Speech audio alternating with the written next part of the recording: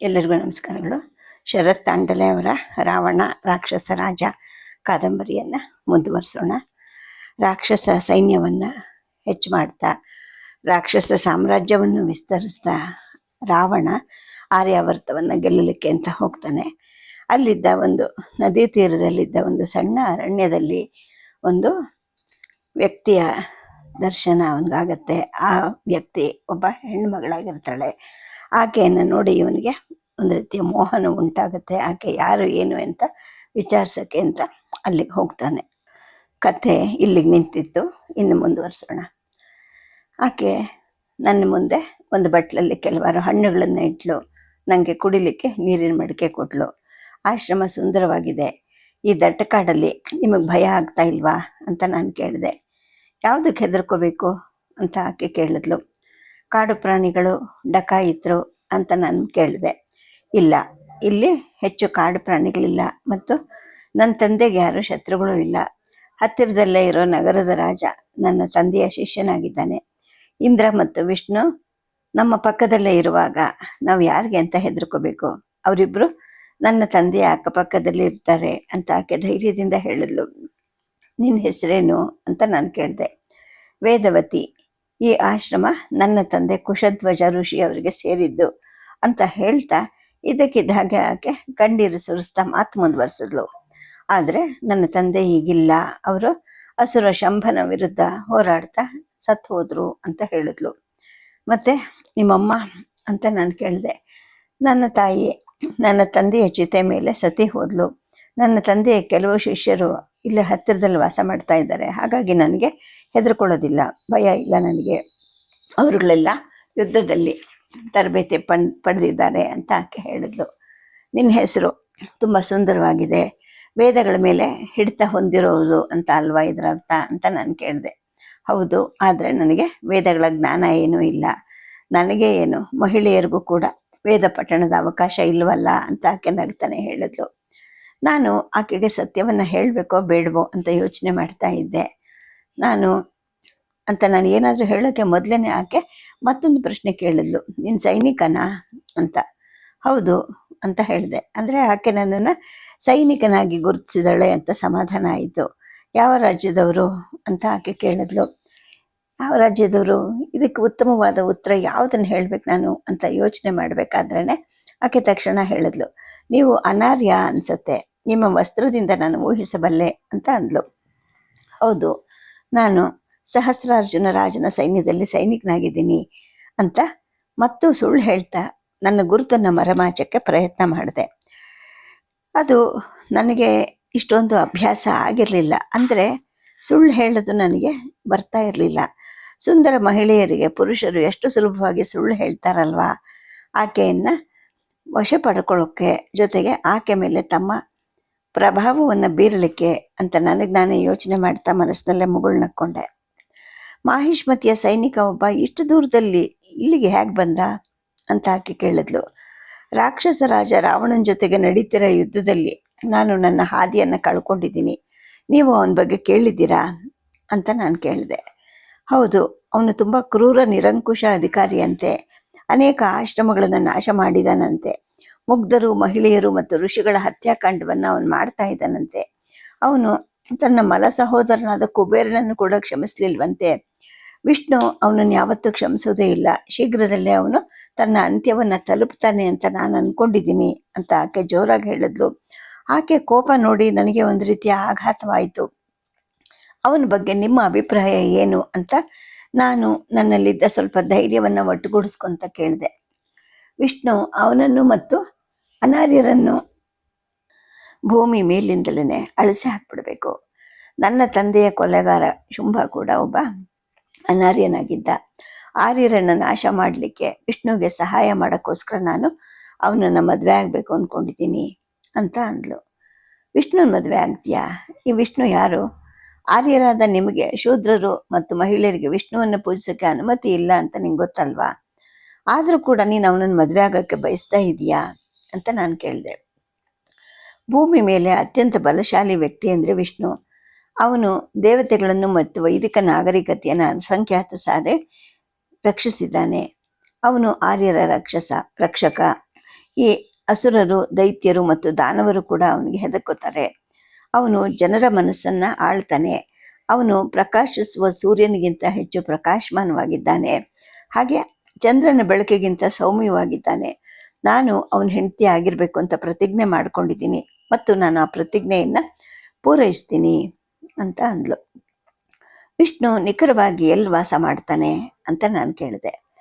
ಆಕೆ ಭಾವಪರವಶ ಧ್ವನಿಯಲ್ಲಿ ಹೇಳಿದ್ಲು, ಅವನು ಪ್ರಪಂಚದ ಪ್ರತಿಯೊಂದು ಕಣದಲ್ಲೂ ಮತ್ತು ಸಾಧಕನ ಮನಸ್ಸಿನಲ್ಲಿ ವಾಸ ಮಾಡ್ತಾನೆ ಅಂತ. ಮನಸ್ಸಿನಲ್ಲಿ ಮತ್ತು ಪ್ರತಿಯೊಂದು ಕಣದಲ್ಲ? ಹಾಗಾದರೆ ಅವನನ್ನು ಮದುವೆ ಆಗೋದು ಅಷ್ಟೊಂದು ಕಷ್ಟ ಏನಿಲ್ಲ ಅನ್ಸುತ್ತಲ್ವಾ ಅಂತ ನಾನು ಆಕೆಯ ಮುಗ್ಧ ಭಕ್ತಿಯ ಬಗ್ಗೆ ಕರುಣೆಯಿಂದಲೇ ಕೇಳ್ತಾ ಹೋದೆ. ಅವನಿಗೀಗಾಗಲೇ ಮದುವೆನೂ ಆಗಿದಲ್ವಾ? ಅವನು ನಿನ್ನನ್ನು ಹೇಗೆ ಮದುವೆ ಮಾಡ್ಕೊಳ್ತಾನೆ? ಅದು ಧರ್ಮಕ್ಕೆ ವಿರುದ್ಧ ಅಲ್ವಾ? ಹಗಲು ಕನಸು ಕಾಣೋದೇನೋ ಸರಿ, ಆದರೆ ಅವನು ಎಲ್ಲಿ ವಾಸ ಮಾಡ್ತಾನೆ ಅಂತಲೂ ಏನು ಗೊತ್ತಿಲ್ಲದೆ ಅವನನ್ನು ಮದುವೆ ಮಾಡ್ಕೋಬೇಕು ಅಂತ ಹೋಗ್ತಾ ಇದೆಯಲ್ಲ.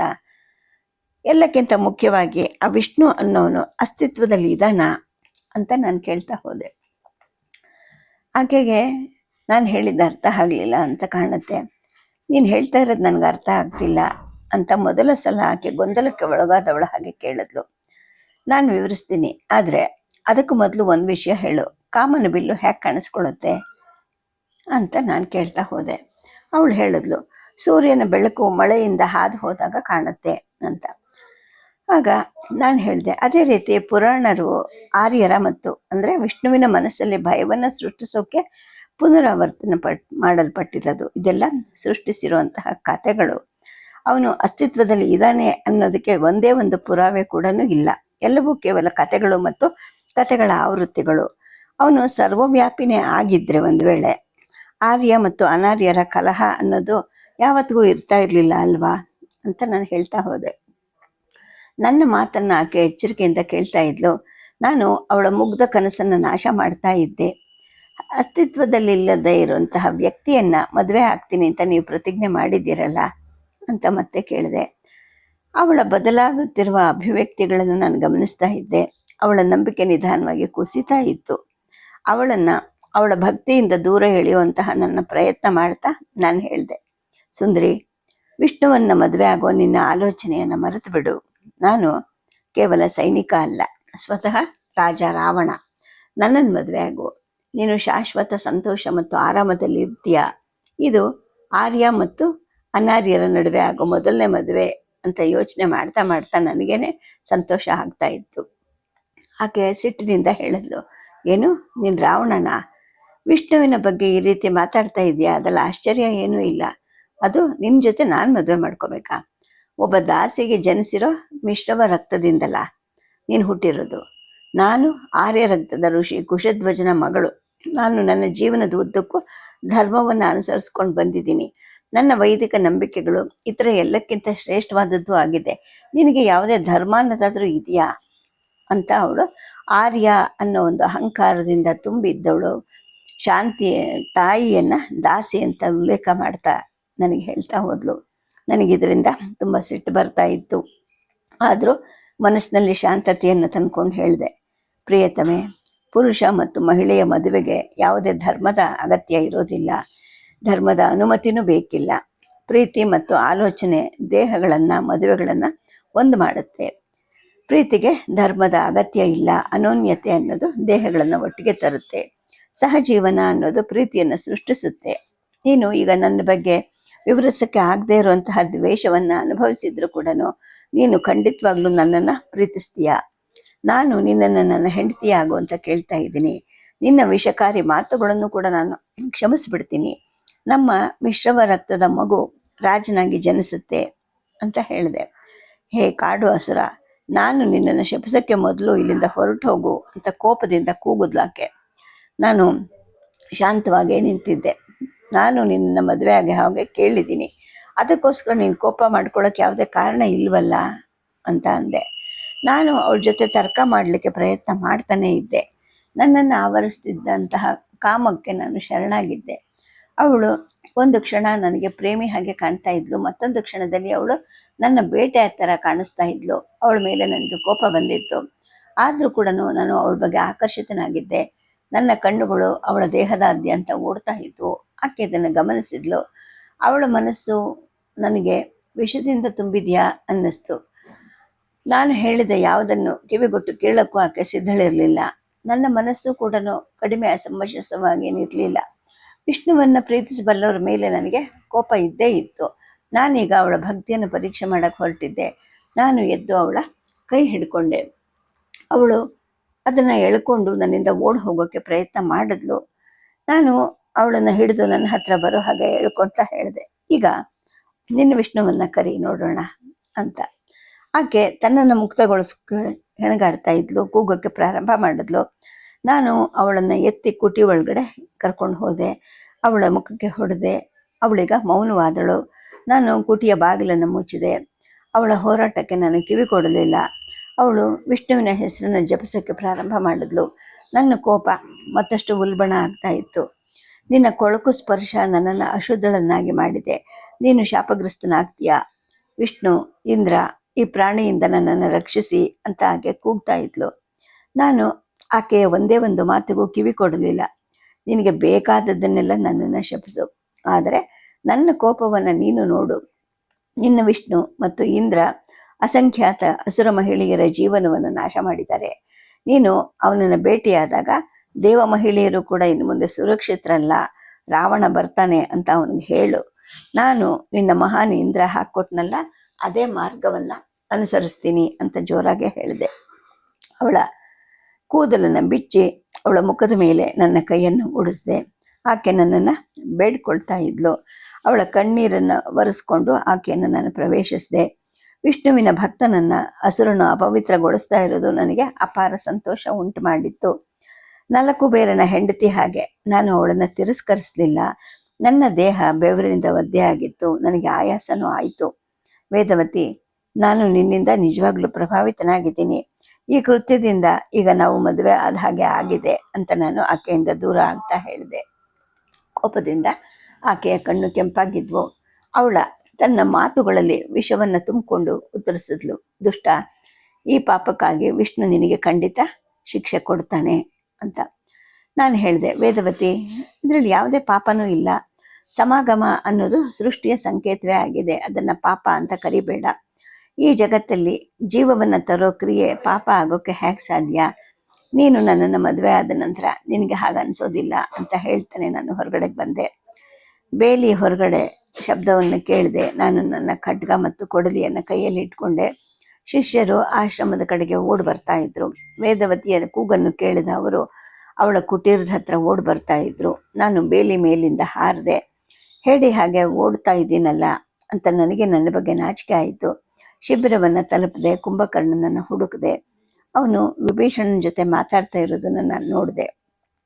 ನೀನು ಯಾಕೆ ಇಷ್ಟೊಂದು ದಣದಿರೋ ಹಾಗೆ ಕಾಣ್ತಾ ಇದೆಯಾ ಅಂತ ವಿಭೀಷಣ ಕೇಳಿದ. ಇಲ್ಲ, ಇದು ಸಂತೋಷದ ಆಯಾಸ ಅಂತ ನಾನು ಮುಗುಳ್ನಗ್ತಾನೆ ಹೇಳಿದೆ.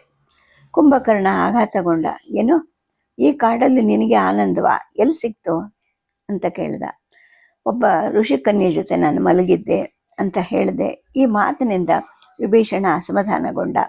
ಅವಳು ಒಪ್ಪದ್ಲಾ ಅಥವಾ ಅವಳ ಮೇಲೆ ಬಲವಂತ ಮಾಡಿದ್ಯಾ ಅಂತ ಕೇಳಿದ. ನಾನು ನಗ್ತಾನೆ ಹೇಳಿದೆ, ನನ್ನ ಜೊತೆ ಲೈಂಗಿಕ ಕ್ರಿಯೆ ನಡೆಸೋಕ್ಕೆ ಯಾರು ಒಪ್ತಾರೆ ಅಂತ. ಅಂದರೆ ನೀನು ಮತ್ತೂ ಒಂದು ಅನಾಚಾರ ಮಾಡಿದ್ಯಾ? ನಿನ್ನಿಂದ ಏನು ತಪ್ಪಾಗ್ತಾ ಇದೆ? ಯಾಕೆ ಹಿಂಗೆ ಮಾಡ್ತಾ ಇದೀಯಾ? ಕಾಮಕ್ಕೆ ನಿನ್ನನ್ನು ನೀನು ಕಳ್ಕೊಳ್ತಾ ಇದೆಯಲ್ಲ. ನಾವು ಇಲ್ಲಿ ಯಾವುದಕ್ಕೋಸ್ಕರ ಹೋರಾಡ್ತಾ ಇದ್ದೀವಿ? ನಿನಗದು ಮರ್ತು ಹೋಗಿದೆಯಾ? ಮಹಿಳೆಯರ ಮೇಲೆ ಅತ್ಯಾಚಾರ ಮಾಡ್ತಾ ಇದೆಯಲ್ಲ. ನೀನು ರಾಕ್ಷಸರ ರಾಜ ಅನ್ನೋದನ್ನು ಮರಿತಾ ಇದೀಯಾ ಅಂತ ಕೋಪದಿಂದ ವಿಭೀಷಣ ಹೇಳ್ದ. ನಾನು ಹೇಳಿದೆ, ವಿಭೀಷಣ, ಇಂದ್ರ ಮತ್ತು ವಿಷ್ಣು ಅಸಂಖ್ಯಾತ ಅತ್ಯಾಚಾರಗಳನ್ನು ಮಾಡಿಲ್ವಾ? ಆದರೂ ನಿಮ್ಮಂತಹ ವಿಶ್ವಾಸಿಗಳು ಅವನನ್ನು ದೇವರು ಅಂತ ಅಂದ್ಕೊಂಡಿದ್ದೀರಲ್ವ. ಅವನು ಮಾಡಿದ್ದನ್ನು ಒಪ್ಕೊಳ್ಳೋ ನೀವು ನನ್ನ ಮೇಲೆ ಯಾಕೆ ಕೋಪ ಮಾಡ್ಕೊತೀರಾ ಅಂತ ನಾನು ಕೇಳಿದೆ. ಹಾಗಾದರೆ ನೀನು ಅದೇ ಮಾಡ್ತೀಯಾ? ನೀನು ನಮ್ಮ ಆದರ್ಶ ರಾಜ ಅಲ್ವಾ? ನನಗೆ ನಿನ್ನ ಮೇಲೆ ತುಂಬ ಕೋಪ ಬರ್ತಾ ಇದೆ. ಏಕೆಂದರೆ ನೀನು ರಾಕ್ಷಸ ಸಾಮ್ರಾಜ್ಯದ ರಾಜನಾಗಿ ನೈತಿಕತೆಯನ್ನು ಮರೀತಾ ಇದೆಯಾ. ನಿನ್ನ ಅನೈತಿಕತೆ ಜನಕ್ಕೆ ತಪ್ಪು ಸಂದೇಶ ಕೊಡುತ್ತೆ. ಧರ್ಮಕ್ಕಿಂತ ನೀನು ನನಗೆ ಹೆಚ್ಚಾದವನು ಅಂತ ಕೂಗ್ತಾ ಇದ್ದ ಅವನು. ಈಗ ನಾನು ಇಹಪ್ರಜ್ಞೆಗೆ ಬಂದೆ. ನನ್ನ ಮೂರ್ಖತನವನ್ನು ನನಗೀಗ ಅರಿತುಕೊಳ್ಳೋ ಹಾಗಾಯಿತು. ಇಲ್ಲ ವಿಭೀಷಣ, ಈ ಥರದ್ದು ಮತ್ತೆ ಸಂಭವಿಸೋ ಹಾಗೆ ನಾನು ಮಾಡೋದಿಲ್ಲ.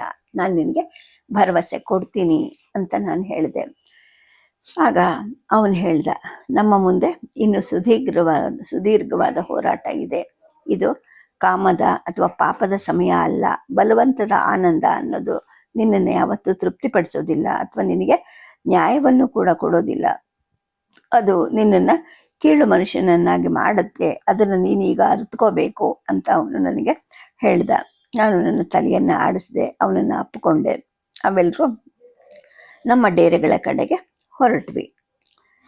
ನಾವು ಗಂಗಾ ದಡದಲ್ಲಿದ್ದ ಎಲ್ಲ ಸಣ್ಣ ನಗರಗಳು ಮತ್ತು ರಾಜ್ಯವನ್ನು ದಾಟ್ತಾ ಹೋದ್ವಿ. ರಾಕ್ಷಸ ಸಾಮ್ರಾಜ್ಯಕ್ಕೆ ತಮ್ಮ ನಿಷ್ಠೆಯನ್ನು ಒಪ್ಪಿಕೊಂಡಂತಹ ರಾಜರಿಗೆ ಒಪ್ಪಂದಗಳ ಭಾಗವಾಗಿ ಸಂಪತ್ತು ಮತ್ತು ಉಡುಗೊರೆಯನ್ನು ಕೊಡಲಾಯಿತು. ರಾಕ್ಷಸ ಸಾಮ್ರಾಜ್ಯದ ಭಯ ಖಡ್ಗವನ್ನು ಬಿಚ್ಚಿಡದೆ ಆ ರಾಜ್ಯಗಳನ್ನು ನಮ್ಮ ತೆಕ್ಕೆಗೆ ತರಕ್ಕೆ ಸಾಕಾಗಿತ್ತು. ದೇವತೆಗಳ ಜೊತೆ ಗಾಢವಾದ ಸಂಬಂಧವನ್ನು ಹೊಂದಿದ್ದಂತಹ ಮರುದತ್ತ ಸಾಮ್ರಾಜ್ಯದ ಹೊರಗಡೆಗೆ ನಾವು ಶಿಬಿರ ಮಾಡಿದ್ವಿ. ಈಗ ಅಜ್ಜ, ಪ್ರಹಸ್ತ, ಕುಂಭಕರ್ಣ, ಮಹೋದರ ಮತ್ತು ನಾನು ಮುಖ್ಯ ಗುಡಾರದಲ್ಲಿ ಕಾರ್ಯತಂತ್ರದ ಬಗ್ಗೆ ಚರ್ಚೆ ಮಾಡ್ತಾ ಇದ್ವಿ. ಅಷ್ಟರಲ್ಲಿ ಮರುದತ್ತದ ರಾಜ ಮಾಹೇಶ್ವರಿ ಯಜ್ಞವನ್ನು ಮಾಡ್ತಾ ಇದ್ದಾನೆ ಅಂತ ಸುದ್ದಿ ಬಂತು. ಈ ಸುದ್ದಿ ಕೊಟ್ಟವನು ಅಕಂಪನ ಆಗಿದ್ದ. ಇಂದ್ರ, ಯಮ, ವರುಣ ಕೂಡ ಯಜ್ಞಕ್ಕೆ ಬರ್ತಾರೆ ಅನ್ನೋ ವಿಷಯ ತಿಳಿದು ನನಗೆ ಸಂತೋಷ ಆಯಿತು. ಹಾಗೆಯೇ ಮಹಾದೇವನನ್ನು ನೋಡುವಂತಹ ಸೌಭಾಗ್ಯ ನನಗೆ ಸಿಗ್ತಾ ಇದೆ. ಈಗ ಈ ಅವಕಾಶ ತನ್ನನ್ನು ತಾನೇ ನನಗೆ ಕೊಟ್ಟಿದೆ ಅಂತ ಅಂದ್ಕೊಂಡು ನಾನು ಹೇಳಿದೆ, ಸೇನಾಪತಿಗಳೇ, ಮಹಾದೇವ ನಮ್ಮ ಜೊತೆಗೆ ಸಂತೋಷವಾಗೇ ಇದ್ದಾರೆ. ಮರುದತ್ತ ರಾಜನಿಗೆ ಸಂದೇಶವನ್ನು ಕೊಡಿ. ಅಜ್ಜ, ಮಹೋದರ, ನೀವು ನಗರಕ್ಕೆ ಮುತ್ತಿಗೆ ಹಾಕಿ ದೇವತೆಗಳಲ್ಲಿ ಒಬ್ಬರೂ ಜೀವಂತವಾಗಿ ತಪ್ಪಿಸ್ಕೋಬಾರ್ದು ಅಂತ ನಾನು ಹೇಳ್ತಾ ಹೋದೆ. ನನ್ನ ಆದೇಶವನ್ನು ಕೈಗೊಳ್ಳೋಕ್ಕೆ ಅವರು ಪ್ರಾರಂಭ ಮಾಡಿದ್ರು. ಮರುದಿನ ಪ್ರಹಸ್ತ ಮರುದತ್ತನಿಗೆ ಎಚ್ಚರಿಕೆ ಕೊಡೋಕ್ಕೆ ಹೋದ. ಅನೇಕ ಗಂಟೆಗಳ ನಂತರ ಆದರೂ ಕೂಡ ಅವನು ಹಿಂತಿರುಗಿ ಬರಲಿಲ್ಲ. ನನಗೆ ಚಿಂತೆ ಪ್ರಾರಂಭ ಆಯಿತು. ಕುಂಭಕರ್ಣನನ್ನು ಕೇಳಿದೆ, ಯಾಕೆ ಅವನು ಹಿಂತಿರುಗೋಕ್ಕೆ ಇಷ್ಟೊಂದು ಸಮಯ ಆಗ್ತಾ ಇದೆ? ಅವನನ್ನೇನಾದರೂ ಸೆರೆ ಹಿಡಿದಿರಬಹುದಾ ಅಥವಾ ಅವನಿಗೇನಾದರೂ ಹಾನಿ ಆಗಿರಬಹುದಾ ಅಂತ. ಆಗ ಅವನು ಹೇಳ್ದ, ರಾವಣ, ಚಿಂತೆ ಮಾಡಬೇಡ. ಸುಪಾಶ್ವ ಮತ್ತು ಧೂಮ್ರಾಕ್ಷ ಕೂಡ ಅವನ ಜೊತೆಗೆ ಹೋಗಿದ್ದಾರೆ. ಅವರುಗಳು ಆ ರಾಜನನ್ನು ಕೈದಿಯನ್ನಾಗಿ ಮಾಡಿ ಕರ್ಕೊಂಬರ್ತಾರೆ ಅಂತ ಹೇಳ್ದ. ಪ್ರಹಸ್ತನ ಮೇಲಿನ ಅವನ ನಂಬಿಕೆ ಸಮರ್ಥನೀಯವಾಗಿತ್ತು. ಆದರೆ ನಾನು ಚಿಂತೆ ಮಾಡೋದನ್ನು ಬಿಡೋಕ್ಕೆ ಸಾಧ್ಯ ಆಗಲಿಲ್ಲ. ಶಿಬಿರದಲ್ಲಿ ಆತಂಕದಿಂದಲೇ ಕೂತಿದ್ದೆ. ಕುಂಭಕರ್ಣ ಸುರಿಯನ್ನು ಹಿರಿತ ನನ್ನ ಕಡೆ ನೋಡ್ತಾ ಇದ್ದ. ತುಂಬ ಸಮಯದ ನಂತರ ಪ್ರಹಸ್ತ ಮತ್ತು ಅವನ ವಿಭಾಗ ಹಿಂತಿರುಗಿದೆ ಅನ್ನೋ ಒಂದು ಸಂದೇಶದ ಜೊತೆಗೆ ಕಾವಲುಗಾರರು ಬಂದರು. ನಾನು ಎದ್ದು ಅವರನ್ನು ಭೇಟಿಯಾಗಕ್ಕೆ ಅಂತ ಹೊರಗಡೆ ಹೋದೆ. ಅವನು ಹೇಳ್ದ, ರಾಜನ್, ಅಕಂಪನ ಅವರ ಬುದ್ಧಿವಂತಿಕೆ ನಿಜವೇ ಆಗಿದೆ. ಇಂದ್ರ, ಯಮ, ವರುಣ ಮತ್ತು ಕುಬೇರರು ಯಜ್ಞಕ್ಕಾಗಿ ಇಲ್ಲಿಗೆ ಬಂದಿದ್ದಾರೆ. ಮಂಟಪದಲ್ಲಿ ಅನೇಕ ಯಜ್ಞದ ಬೆಂಕಿಗಳಿವೆ. ನಮ್ಮನ್ನು ನೋಡಿದ ಕುಬೇರ ಅಡಗಿಕೊಳ್ಳೋಕ್ಕೆ ಅಂತ ಪ್ರಯತ್ನ ಮಾಡ್ದ. ಪರ್ವತಗಳ ದಕ್ಷಿಣಕ್ಕೆ ಬರದೇ ಇರೋ ಹಾಗೆ ನಾವು ಆ ಇಲಿಗೆ ಎಚ್ಚರಿಕೆ ಕೊಟ್ಟಿದ್ವಿ. ಆದರೆ ಈಗ ಆ ಇಲಿ ತನ್ನ ಅವಿಧೇಯತೆಯನ್ನು ತೋರಿಸ್ಕೊಂಡಿದೆ. ಇಂದ್ರ, ಯಮ, ವರುಣ ಅವರನ್ನು ತನ್ನ ಪಕ್ಕದಲ್ಲಿ ನೋಡಿದ ಮರುದತ್ತ ನಮ್ಮ ವಿರುದ್ಧ ಯುದ್ಧವನ್ನು ಘೋಷಣೆ ಮಾಡೋದ್ರಲ್ಲಿ ಅಹಂಕಾರಿಯಾಗಿ ವರ್ತನೆ ಮಾಡ್ದ. ಅವರು ಬಹುಶಃ ಇವತ್ತು ತಮ್ಮ ಯಜ್ಞ ಚಟುವಟಿಕೆಯನ್ನು ಕೊನೆಗೊಳಿಸ್ತಾರೆ. ನಾವು ತಕ್ಷಣ ದಾಳಿ ಮಾಡಿದ್ರೆ ನಾವು ಆ ದೇವತೆಗಳನ್ನು ತಲುಪಕ್ಕೆ ಸಾಧ್ಯ ಆಗತ್ತೆ ಅಂತ ಪ್ರಹಸ್ತ ಹತ್ರ ಬಂದು ಹೇಳ್ದ. ಅಂದರೆ ಆಕ್ರಮಣಕ್ಕೆ ಈಗ ಸಮಯ ಪಕ್ವವಾಗಿದೆ. ಅದರ ಅರ್ಥ ಮಾಹೇಶ್ವರಿ ಯಜ್ಞಕ್ಕೆ ಅಡ್ಡಿಪಡಿಸೋದು ಎರಡು ಮನಸ್ಸಿನಲ್ಲಿ ಇದೆ. ಮಾಡೋದೋ ಬೇಡವೋ ಅಂತ ನಾನು ಯೋಚನೆ ಮಾಡ್ತಾ ಇದ್ದೆ. ಹೇಳಿದೆ, ಸೇನಾಪತಿ, ಯಜ್ಞ ಮಹಾದೇವನಿಗೋಸ್ಕರ ಮಾಡ್ತಾ ಇರೋದು. ನಾವು ಅದಕ್ಕೆ ಅಡ್ಡಿಪಡಿಸಬಾರ್ದು. ಮಹಾದೇವನ ಪೂಜೆಗೆ ಅಡ್ಡಿಯಾಗೋಕ್ಕೆ ಬಿಡೋದು ನನಗೆ ಸರಿ ಅನ್ನಿಸ್ತಾ ಇಲ್ಲ. ಆಚರಣೆಗಳ ಅಂತ್ಯ ಆಗೋವರೆಗೂ ಕಾಯೋಣವಾ ಅಂತ ನಾನು ಕೇಳಿದೆ. ನೀವು ಹೇಗೆ ಹೇಳಿದ್ರೆ ಹಾಗೆ ಅಂತ ಪ್ರಹಸ್ತ ಇದಕ್ಕಿದ್ದ ಹಾಗೆ ಹೇಳ್ದ. ನನಗೂ ಮಹೇಶ್ವರಿ ಯಜ್ಞವನ್ನು ನೋಡಬೇಕು ಅನ್ನಿಸ್ತಾ ಇದೆ ಅಂತ ಅವನಿಗೆ ಹೇಳಿದೆ. ರಾಜನ್, ಅಲ್ಲಿಗೆ ಹೋಗೋದು ಈಗ ಅಪಾಯಕಾರಿ. ದೇವತೆಗಳು ತಮ್ಮ ವಿಶ್ವಾಸಘಾತಕ ವಿಧಾನಗಳಿಗೆ ಪ್ರಖ್ಯಾತರಲ್ಲ ಕುಖ್ಯಾತರಾಗಿದ್ದಾರೆ ಅಂತ ಪ್ರಹಸ್ತ ನನ್ನ ಆಸೆಯನ್ನು ನಿರಾಕರಣೆ ಮಾಡಿದ. ನಾನು ಮುಗುಳ್ನಗ್ತಾ ಹೇಳಿದೆ, ನಿನ್ನಂತಹ ಧೈರ್ಯಶಾಲಿ ಯೋಧರು ಅನೇಕರಿದ್ದಾರೆ. ಯಾವುದೇ ದ್ರೋಹ ನಮ್ಮನ್ನು ಸೋಲ್ಸೋಕ್ಕೆ ಸಾಧ್ಯ ಇಲ್ಲ ಅಲ್ವಾ? ನಿಮ್ಮ ಮಣಿಕಟ್ಟಿನ ಮೇಲೆ ನಂಬಿಕೆಯನ್ನು ನೀವು ಕಳ್ಕೊಂಡಿದ್ದೀರಾ ಅಥವಾ ನಾನು ಸಾಯ್ಬೇಕಾ ಅಥವಾ ಬೇಡ ಅನ್ನೋದು ಕೂಡ ಮಹಾದೇವನ ಕೈಯಲ್ಲೇ ಇದೆ ಅಲ್ವಾ. ನಾನು ಸಾಯಕ್ಕೆ ಅವನು ಬಯಸಿದ್ರೆ ಆ ಸಾವು ಬಂದೇ ಬರುತ್ತೆ. ಕುಂಭ ಮಹಾಪಾಶ್ವ ಹೊರಡಕ್ಕೆ ಸಿದ್ಧರಾಗಿ ಅಂತ ನಾನು ಹೇಳಿದೆ. ಪ್ರಹಸ್ತ ನನ್ನ ಜೊತೆ ವಾಲ್ಸೋ ಗೋಜ್ಗೆ ಹೊರಡ್ದ. ಮಹೋದರ ಮತ್ತು ಅಜ್ಜ ಈಗ ನಗರವನ್ನು ಮುತ್ತಿಗೆ ಹಾಕಿದ್ರು. ಆಯ್ದ ಕೆಲವು ಸೈನಿಕರನ್ನು ಆರಿಸ್ಕೊಂಡು ಹುಷರ್ಬಿಜ್ ನಗರದ ಪ್ರವೇಶ ದ್ವಾರವನ್ನು ನಾನೀಗ ತಲುಪಿದೆ. ನಾವು ಹತ್ರ ಬಂದಾಗ ಮರುದತ್ತನ ಸೈನ್ಯದಲ್ಲಿ ಚಲನೆಗಳು ಚುರುಕಾದವು. ಪ್ರಹಸ್ತ ಮರುದತ್ತನ ಸೇನಾಪತಿ ಹತ್ರ ಹೋಗಿ, ರಾಕ್ಷಸ ರಾಜ ರಾವಣ ಮರುದತ್ತನನ್ನು ಯಜ್ಞ ಮಂಟಪದಲ್ಲಿ ಭೇಟಿಯಾಗಕ್ಕೆ ಬಯಸ್ತಾನೆ ಅಂತ ಹೇಳ್ದ. ಅವರ ಸೈನಿಕರು ನಮ್ಮತ್ತ ಬಾಣಗಳನ್ನು ಪ್ರಯೋಗಿಸ್ತಿದ್ರು. ಸೇನಾಪತಿ ನಗರದ ಕೋಟೆ ಮೇಲೆ ಏರಿ ನಮ್ಮನ್ನು ನೋಡ್ತಾನೆ ಇದ್ದ. ಸೇನಾಪತಿ ಚಿಕ್ಕ ಮಕ್ಕಳ ತಲೆಗಳನ್ನು ನಗರದ ಗೋಡೆಗಳ ಮೇಲೆ ನೇತು ಹಾಕೋದು ಮತ್ತು ಮಹಿಳೆಯರ ಮೇಲೆ ಅತ್ಯಾಚಾರ ಆಗೋದನ್ನು ನೋಡೋಕ್ಕೆ ನಿಮ್ಗೆ ಇಷ್ಟ ಇಲ್ಲ ಅನ್ನೋದಾದರೆ ಬಿಲ್ಲುಗಳನ್ನು ಕೆಳಗಿಳಿಸಿ. ನಿಮ್ಮ ಸೈನಿಕರಿಂದ ಒಂದೇ ಒಂದು ಬಿಡಿ ಬಾಣವಾದರೂ ಬಂದರೆ ನಾವು ನಿಮ್ಮ ರಕ್ತವನ್ನು ಕುಡಿಯೋ ಹಾಗೆ ಮಾಡ್ತೀವಿ. ಅದು ನನ್ನ ಮಾತು. ಲಂಕಾಧಿಪತಿ ಈ ಯಜ್ಞವನ್ನು ವೀಕ್ಷಿಸಕ್ಕೆ ಬಂದಿದ್ದಾನೆ ಹೊರತು ಯುದ್ಧಕ್ಕಲ್ಲ ಅಂತ ಕುಂಭಕರ್ಣ ಜೋರು ಧ್ವನಿಯಲ್ಲಿ ಹೇಳ್ದ. ಅವನ ಸೈನಿಕರು ತಮ್ಮ ಬಿಲ್ಲುಗಳನ್ನು ಕೆಳಗಿಳಿಸಿ ನೆಲದ ಮೇಲಿಟ್ಟರು. ಮಹಾನಗರದ ಬಾಗಿಲು ನಿಧಾನವಾಗಿ ತೆರೀತು. ನಾವು ನಮ್ಮ ಕುದುರೆಗಳನ್ನು ಪ್ರವೇಶ ದ್ವಾರದ ಹೊರಗಡೆಗೆ ಬಿಟ್ಟು ಸೇನಾಪತಿ ಹಿಂದೆ ನಡೆತೊಡದ್ವಿ. ಶೀಘ್ರದಲ್ಲೇ ಯಜ್ಞ ಮಂಟಪದಲ್ಲಿದ್ವಿ. ಮಂಟಪ ಸಹಸ್ರಾರು ಹೂಗಳ ಸುವಾಸನೆಯಿಂದ ಕೂಡಿತ್ತು. ಯಜ್ಞದ ವಿಧಾನಗಳನ್ನು ಮಾಡ್ತಾ ಇದ್ರು. ನಮ್ಮನ್ನು ನೋಡಿದ ಅನೇಕರು ಆ ಯಜ್ಞಶಾಲೆಯಿಂದ ಓಡಿ ಹೋದರು. ನಾವು ಅವರನ್ನು ಹಿಡಿಬೇಕಾ ಅಂತ ಕುಂಭ ಕೇಳ್ದ. ಇಲ್ಲ, ಸುಮ್ಮನೆ ಕಾಯ್ತಾ ಇರು. ಇಂದ್ರ, ಯಮ ಮತ್ತು ಕುಬೇರರು ಇಲ್ಲಿಂದ ಓಡಿ ಹೋಗಿದ್ದಾರೆ. ಇಲ್ಲಿ ನಮ್ಮ ಉಪಸ್ಥಿತಿನೇ ಆ ದೇವತೆಗಳೆಲ್ಲ ಓಡಿ ಹೋಗೋ ಹಾಗೆ ಮಾಡಿದೆ. ಅದನ್ನು ಈ ಮರುದತ್ತ ಅರ್ಥ ಮಾಡ್ಕೊಂಡ್ಲಿ. ಇದು ಅವನನ್ನು ಭಯಭೀತಗೊಳಿಸುತ್ತೆ ಅಂತ ನಾನು ಹೇಳ್ತಾ ಹೋದೆ. ಅವರೆಲ್ಲರನ್ನು ತೀಕ್ಷ್ಣ ನೋಟದಿಂದ ನೋಡ್ತಾನೆ ಯಜ್ಞ ಮಂಟಪವನ್ನು ಪ್ರವೇಶ ಮಾಡಿದೆ. ಎಲ್ಲರೂ ತಮ್ಮ ತಮ್ಮ ಆಸನಗಳಿಂದ ಮೇಲೆದ್ರು. ಮಂತ್ರವನ್ನು ಪಠಿಸ್ತಾ ಇದ್ದಂತಹ ಋಷಿಗಳು ಈಗ ನಡುಗ್ತಾ ಇದ್ರು. ಪ್ರಹಸ್ತ ಮತ್ತು ಕುಂಭಕರ್ಣ ಅವರನ್ನು ಬೆದರಿಸೋ ಹಾಗೆ ನೋಡ್ತಾ ಇದ್ರು. ಮರುದತ್ತನ ಸೇನಾಪತಿಯನ್ನು ಕೇಳಿದೆ, ನಿಮ್ಮ ರಾಜ ಎಲ್ಲಿದ್ದಾನೆ? ಅಥವಾ ಅವನು ಓಡಿ ಹೋದ್ನಾ ಅಂತ ಕೇಳಿದೆ. ಮರುದತ್ತ ಕ್ಷತ್ರಿಯ, ಓಡಿ ಹೋಗೋಕ್ಕೆ ಅವನು ಹೇಡಿ ಅಲ್ಲ ಅಂತ ಮರುದತ್ತ ಕೋಪದಿಂದಲೇ ತನ್ನ ಆಸನದಿಂದ ಮೇಲೆದ್ದ. ಹಾಗಾದರೆ ಓಡಿ ಹೋದ ದೇವತೆಗಳು ಹೇಡಿಗಳು ಅಂತ ನೀವು ಹೇಳ್ತೀರೇನು ಅಂತ ನಾನು ಹೇಳಿದೆ. ನನ್ನ ಮಾತಿಗೆ ಕುಂಭಕರ್ಣ ಮಹಾಪಾಶ್ವ ಇಬ್ಬರು ನಕ್ಕರು. ನಾನು ಅವರನ್ನು ಸುಮ್ಮನಿರಿ ಅಂತ ಸನ್ನೆ ಮಾಡಿದೆ. ಯಜ್ಞದ ಹೊಗೆ ಆ ಮಂಟಪವನ್ನು ತುಂಬಿಕೊಂಡಿತ್ತು. ಬೆಂಕಿಯ ಬಿರುಕನ್ನು ಹೊರತುಪಡಿಸಿ ಸಮಾರಂಭದಲ್ಲಿ ಒಂದೇ ಒಂದು ಶಬ್ದವೂ ಕೂಡ ಇರಲಿಲ್ಲ. ಮರುದತ್ತ ಕೋಪದಿಂದಲೇ ನನ್ನ ಕಡೆ ನೋಡ್ತಾ ನಕ್ಕ. ಮರುದತ್ತ, ಇಷ್ಟು ಕೋಪಗೊಳ್ಳೋದ್ರಿಂದ ಏನು ಪ್ರಯೋಜನವೂ ಇಲ್ಲ. ಲಂಕಾಧಿಪತಿ ಯಜ್ಞಕ್ಕೆ ಸಾಕ್ಷಿಯಾಗಕ್ಕೆ ಅಂತ ಇಲ್ಲಿಗೆ ಬಂದಿರೋದು. ಆಚರಣೆಗೆ ಅಡ್ಡಿಪಡಿಸೋಕ್ಕೆ ಅವನು ಬಯಸಲಿಲ್ಲ. ಯಜ್ಞವನ್ನು ನಡೆಸುವಾಗ ಅತಿಥೇಯ ತನ್ನ ಕೋಪವನ್ನು ಹಿಡಿದಿಟ್ಕೋಬೇಕು ಅಂತ ಶಾಸ್ತ್ರಗಳೇ ಹೇಳುತ್ತವೆ. ಇಲ್ಲಿನ ಗೌರವಾನ್ವಿತ ಅತಿಥಿಗಳು ಯಾರೂ ನಮ್ಮನ್ನು ನೋಡಿ ಭಯ ಪಡಬೇಕಾಗಿಲ್ಲ, ಯಾರಿಗೂ ಹಾನಿನೂ ಆಗೋದಿಲ್ಲ ಅಂತ ಕುಂಭಕರ್ಣ ಮೌನವನ್ನು ಮುರಿತಾ ಹೇಳ್ದ. ಆಗ ನಾನು ಹೇಳಿದೆ, ಮರುದತ್ತ, ಇಂತಹ ಸಮಯದಲ್ಲಿ ನೀನು ನಂಬಿದವರು ಅಂದರೆ ವರುಣ, ಇಂದ್ರ, ಯಮ, ಕುಬೇರ ಇವರೆಲ್ಲರೂ ಓಡಿ ಹೋಗಿದ್ದಾರೆ. ಅವರನ್ನು ಯಜ್ಞಕ್ಕೆ ಆಹ್ವಾನ ಮಾಡಿ ನೀನು ತಪ್ಪು ಮಾಡಿದೆ.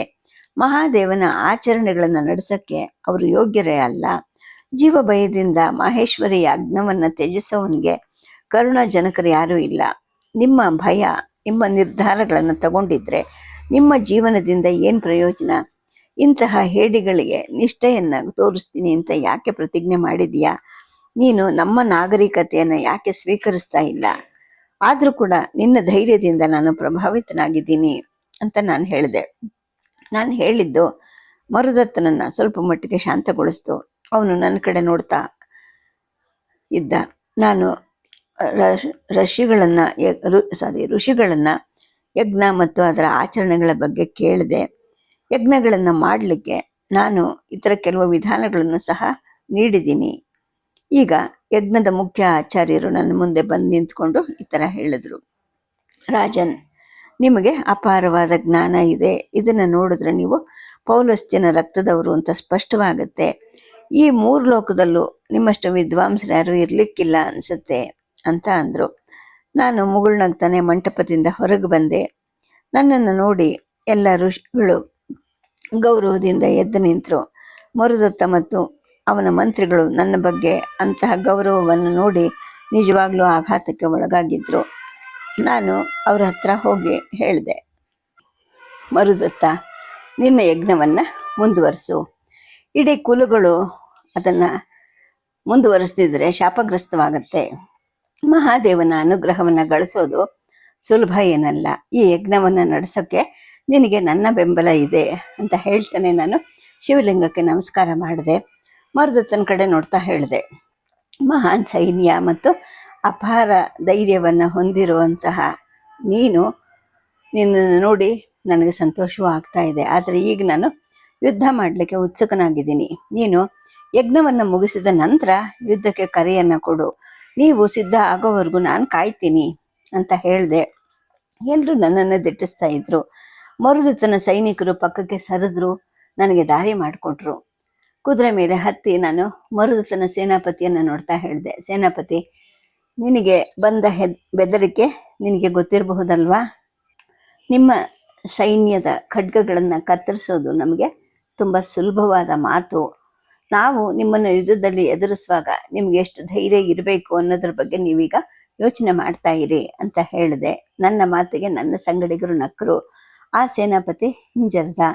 ಕುದುರೆಗಳನ್ನು ಗಾಳಿ ಹಾಗೆ ಹಿಂದಕ್ಕೆ ಓಡಿಸ್ತಾ ಶಿಬಿರವನ್ನು ನಾವು ತಲುಪಿದ್ವಿ.